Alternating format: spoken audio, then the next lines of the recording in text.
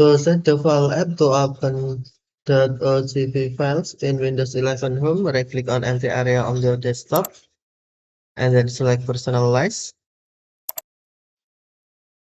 Next, click or tap Apps, and then select the file apps. Scroll down the screen, find Films and TV.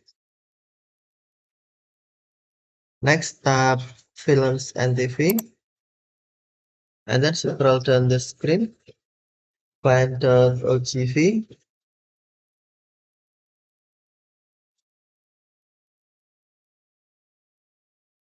Next, tap .ogv default app, and then select app you want to set as default to open .ogv files, for example, Windows Media Player, and then tap OK. Now Windows Media Player set as default to open .ogv files. Okay, thank you for watching. Have a nice